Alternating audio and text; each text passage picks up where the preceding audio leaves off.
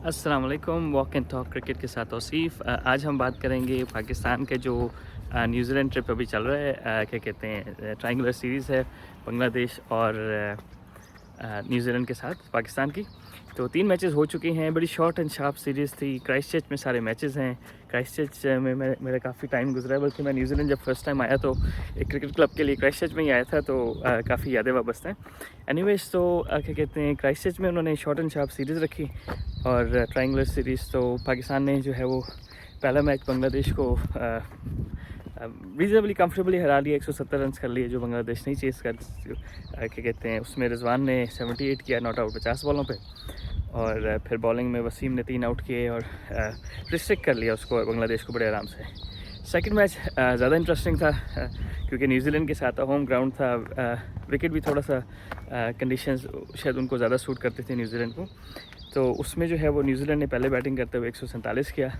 अब वहाँ पे जो है वो हारिस रऊफ़ ने बहुत अला बॉलिंग की। हारिस रऊफ़ ने मेरे ख्याल 3 आउट किया 28 रन दे के, लेकिन स्टैट्स रिफ्लेक्ट नहीं करते जितने अच्छे उन्होंने बॉल किए। और फिर पाकिस्तान ने उसको चेस कर लिया, तो रिजवान स्ट्रगल कर रहे थे, लेकिन बाबर ने जस्ट बैटेड थ्रू। और फिर बाबर के साथ शान मसूद आए, तेज़ खेले। शान मसूद तो सॉरी उनके खिलाफ तेज़ खेले थे बांग्लादेश के खिलाफ। इसमें शादाब खान आए चौथे नंबर पे और तेज़ खेले, और क्या कहते हैं, उन्होंने बहुत कॉन्फिडेंटली हिटिंग की और 22 गेंदों पे 33 रन बनाए साथ में बाबर के। और फिर आखिर में क्या कहते हैं, हैदर अली ने मेरे ख्याल 2 छक्के मार दिए, और 2 छक्के और 1 चौका शायद तेज़ 2-3 हिट्स करके मैच फिनिश कर दिया। तो वो पाकिस्तान के लिए बड़ा अच्छा विन था क्योंकि कंडीशंस पाकिस्तान के लिए थोड़ी मुश्किल थी। तो आज का जो मैच है वो क्या कहते हैं, स्लो विकेट पे था। यूज विकेट थी या स्लो विकेट थी, तो मेरे ख्याल है पाकिस्तान ने टॉस जीतकर पहले बैटिंग की, क्योंकि शायद डे मैच था, तो सेकंड इनिंग में गेंद थोड़ा और स्लो हो जाता। तो मेरे ख्याल है ये मद्देनज़र रखते हुए, और दूसरा ओवर ही न्यूजीलैंड ने सेटनर से कराया, तो वो बहुत बड़ा इंडिकेटर था कि विकेट स्लो है। तो शुरू में देखें तो सेटनर ने कुछ लॉन्ग हॉप्स किए, उनकी बॉलर्स ने इतनी अच्छी बॉलिंग नहीं की, लेकिन जैसे ही वो ब्रेसवेल ऑफ स्पिनर आ गए, तो वो ब्रेसवेल का बताता चलूँ कि ब्रेसवेल पिछले 1-2 साल से ही बॉलिंग कर रहे हैं ज़्यादा शॉर्टर फॉर्मेट्स में। वैसे वो हमेशा से बैट्समैन ही रहे हैं, तो मतलब कोई इतने एक्सपीरियंस बॉलर नहीं है, लेकिन हम लोग खेल उनको इस तरह रहे थे, शायद हम जिस तरह से ग्लैन मुश्ताक को खेल रहे हो, यानी कि he is not established by his ball well, लेकिन ये कि शायद हमारे बैट्समैन स्पिनर्स को उतना अच्छा नहीं खेल पा रहे। तो क्या कहते हैं, विकेट ऐसा था, थोड़ा सा स्लो था, तो उसमें ये होता है कि आपने वही स्टार्ट तेज़ लेना है, और उसके बाद आपने मिडल ओवर में जो है वो सिंगल लेने, और फिर आखिरी 4-5 ओवर में फिर मारना है। तो आप 150-60 आप इसमें आराम से कर सकते हैं अगर इस फार्मूले के से चलें। तो अनफॉर्चुनेटली क्या कहते हैं, रिजवान ऊपर से मारने गए, आउट हो गए, और बाबर आजम आज स्ट्रगल कर रहे थे, टाइम नहीं कर पा रहे थे बॉल को, विकेट थोड़ा सा स्लो था। तो आई गेस कि उसके बाद ये हुआ कि जो मिडल ऑर्डर था वो हमारा एक्सपोज हो गया, जिसको सारे क्रिटिसाइज़ कर रहे थे, और उसमें ये हुआ कि डॉट बॉल्स बहुत ज़्यादा खेलनी, स्ट्राइक रोटेट नहीं हो रही थी। तो करते करते इफ्तिखार रन बॉल में खैर 27 की, और आसिफ ने को 20 गेंदों में 25 किए, और आखिरी इनिंग में इनिंग्स के सिर्फ 2 रन हुए, टिम साउदी ने जो ओवर किया था। अच्छा, अब न्यूजीलैंड ने ऑब्वियसली बड़े आराम से चेस कर लिया। फिन एलन ने क्या कहते हैं, is known for his hitting, शुरू में नहीं लग रहा था, उसने गेम अपनी चेंज नहीं की, उसने बड़े क्लियर माइंडसेट से जो मिडल में आ रही है उसने लेग पे मारनी या निकल के मारनी सीधी, 2 हिट्स करता है वो, उसने वही 2 हिट्स की, लेकिन कॉन्फिडेंटली ना। और वो आउट ऑफ फॉर्म, मतलब इतनी अच्छी फॉर्म में भी नहीं था, लेकिन आज उसने वो पाकिस्तान के खिलाफ सारी कसर निकाल दी। उसने मतलब 30-35 गेंदों पे 50 किया, और फिर 60 समथिंग करके आउट हो गया।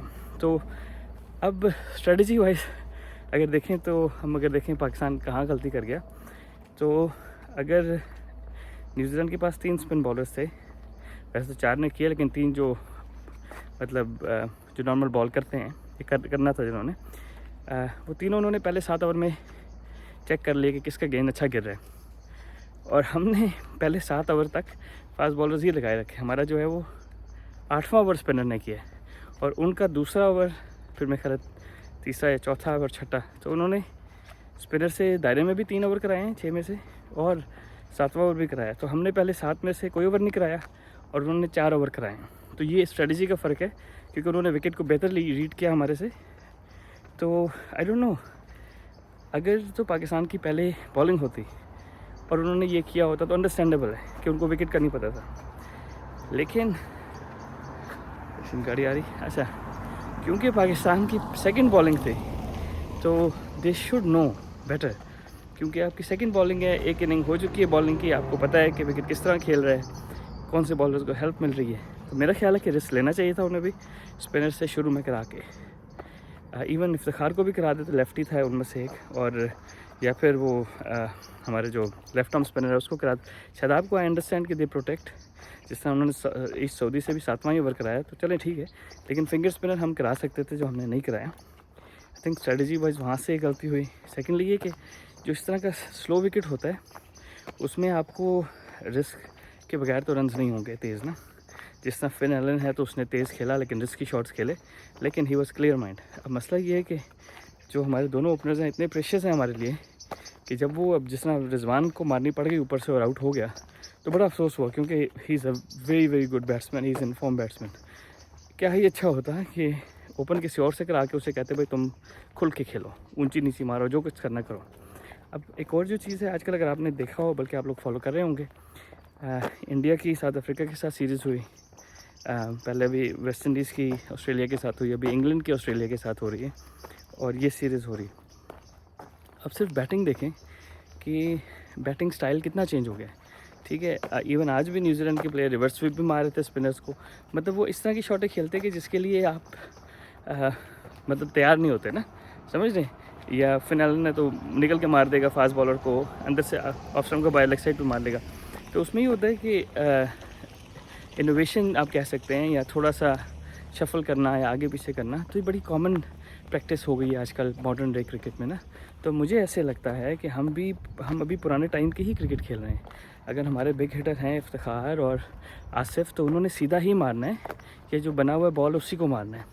उन्होंने रैम्प शॉट नहीं खेलना, उन्होंने स्वीप नहीं खेलना, उन्होंने फास्ट बॉलर को रिवर्स स्वीप नहीं खेलना, पैडल नहीं खेलना, वो पुराने स्टाइल से ही चल रहे हैं। तो अभी हो गया, जिस तरह सऊदी था तो वो भी स्मार्ट बॉलर है, अगर आप उसको आगे पीछे हिलेंगे तो वो उस हिसाब से आपको बॉल करेगा।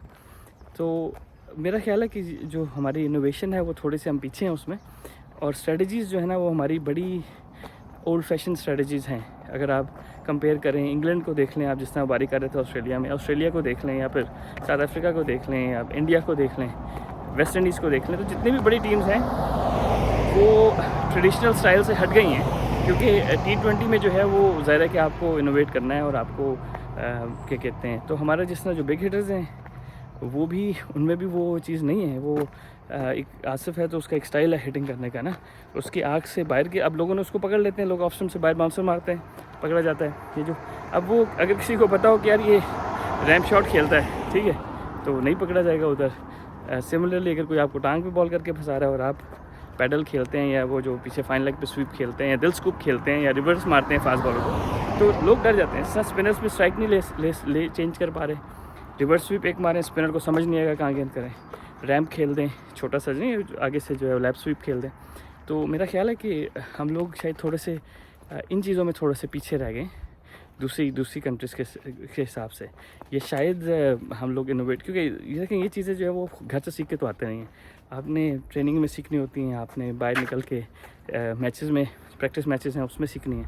तो अगर आप इन चीज़ों की ट्रेनिंग ही नहीं कर रहे तो ये कैसे हो सकता है कि आप मैच में एग्जीक्यूट कर रहे हैं। तो एनीवेज, तो मेरा ख्याल है कि वर्ल्ड कप अभी आगे, खैर पाकिस्तान के अभी बांग्लादेश से भी मैच रहता है, और फिर होपफुली फाइनल न्यूजीलैंड के साथ जुम्मे को है, और फिर वर्ल्ड कप के लिए चले जाएंगे। तो आई होप कि हमारे पास बैकअप प्लान्स हों, क्योंकि बाबर और रिजवान माशाल्लाह हर मैच में ही चल रहे हैं, लेकिन वो भी इंसान है दोनों बड़े अच्छे बैट्समैन हैं, वो भी इंसान है, तो फेल हो सकते हैं। तो हमें जो है ना वो स्ट्रेटजीज थोड़ी सी, एक चीज़ उन्होंने अच्छी की है कि शादाब को 4 पे खिला दिया, अब उसको 4 पे ही खिलाएं ताकि और ज़्यादा शफल ना करें। तो लेट्स सी क्या कहते हैं कैसे जाते हैं। तो आगे फाइनल के बाद एक और रिव्यू करेंगे, फिर वर्ल्ड कप के बाद इंशाल्लाह कोशिश करूँगा कि रेगुलर व्लॉग्स बनाऊँ। अपना ख्याल रखिएगा। अस्सलाम वालेकुम।